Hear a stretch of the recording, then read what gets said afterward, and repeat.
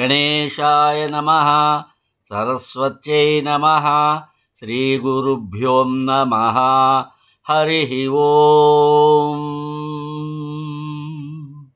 జ్ఞానప్రదీపిక ఛానల్ని వీక్షిస్తున్న యూట్యూబ్ ప్రేక్షకులందరికీ జ్ఞానప్రదీపిక ఛానల్ తరఫున శ్రీరామ నవమి సందర్భముగా పాతూరి జ్ఞానేశ్వర శర్మ శుభాకాంక్షలు తెలియజేస్తూ మనందరికీ సీతారాముల అనుగ్రహము కలగాలని ఆ సీతారాములను ప్రార్థిస్తూ శ్రీరామచంద్రుడు సీతాదేవి యొక్క వంశ వైభవాన్ని అంటే వంశ మూల పురుషుల నుంచి వారి వరకు ఉన్న మొత్తము వంశములోని మహనీయులందరినీ స్మరించటం వల్ల మన యొక్క వంశాభివృద్ధి జరగటమే కాకుండా మన తరమే కాకుండా మన ముందు 10 తరములు మన తరువాతి 10 తరములు మొత్తము 21 తరముల వారికి మోక్షాన్ని పొందుతారు.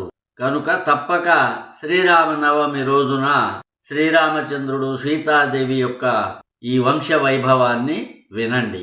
సాధారణంగా సీతారామ కళ్యాణ మహోత్సవ సందర్భంగా లేదు మామూలు వివాహాలలో కూడా పెండ్లి కుమారుడు పెండ్లి కుమార్తె తర్వాత తండ్రి తాత ముత్తాతల వరకే వంశంలోని పేరు చెప్తారు. దాన్ని ప్రవర అని అంటాం. సీతారామ కళ్యాణంలో కూడా అదే విధముగా చెప్పటం జరుగుతుంది. అయితే వారి వంశంలోని మూల పురుషుల నుంచి వారి వరకు వింటాం ఎంతో పుణ్యప్రదమైనటువంటి విషయం. కనుక శ్రీరామ నవమి రోజున తప్పక ఈ వంశ వైభవాన్ని విందాం. దశరథ మహారాజు కోరగా వారి వంశ పురోహితుడైనటువంటి వశిష్ఠ మహర్షి జనకాదులకు శ్రీరామచంద్రుని యొక్క వంశ వైభవాన్ని వివరిస్తున్నారు. చతుర్ముఖ బ్రహ్మ కుమారుడు మరీచి, మరీచి కుమారుడు కశ్యపుడు, కశ్యపుని కుమారుడు సూర్యుడు, సూర్యుని కుమారుడు మనువు, మనువు కుమారుడు ఇక్ష్వాకుడు, ఇక్ష్వాకుని కుమారుడు కుక్షి, కుక్షి కుమారుడు వికుక్షి, వికుక్షి కుమారుడు భానుడు, భానుని కుమారుడు అనరణ్యుడు, అనరణ్యుని కుమారుడు పృథువు, పృథువు కుమారుడు త్రిశంకువు, త్రిశంకువు కుమారుడు దుందుమారుడు, దుందుమారుని కుమారుడు మాంధాత, మాంధాత కుమారుడు సుసంధి, సుసంధికి 2 కుమారులు ధ్రువసంధి ప్రసేనజిత్, ధ్రువసంధి కుమారుడు భరతుడు, భరతుని కుమారుడు అశితుడు, అశితుని కుమారుడు సగరుడు, సగరుని కుమారుడు అసమంజసుడు, అసమంజసుని కుమారుడు అంశుమంతుడు, అంశుమంతుని కుమారుడు దిలీపుడు, దిలీపుని కుమారుడు భగీరథుడు, భగీరథుని కుమారుడు కకుత్సుడు, కకుత్సుని కుమారుడు రఘువు, రఘువు కుమారుడు ప్రవృద్ధుడు, ప్రవృద్ధుని కుమారుడు శంఖనుడు, శంఖనుని కుమారుడు సుదర్శనుడు, సుదర్శనుని కుమారుడు అగ్నివర్ణుడు, అగ్నివర్ణుని కుమారుడు శీఘ్రకుడు, శీఘ్రకుని కుమారుడు మరువు, మరువు కుమారుడు ప్రశిశ్రుకుడు, ప్రశిశ్రుకుని కుమారుడు అంబరీషుడు, అంబరీషుని కుమారుడు నహుషుడు, నహుషుని కుమారుడు యయాతి, యయాతి కుమారుడు నాభాగుడు, నాభాగుని కుమారుడు అజుడు, అజుని కుమారుడు దశరథుడు, దశరథుని కుమారుడు రామ లక్ష్మణ భరత శత్రుఘ్నులు.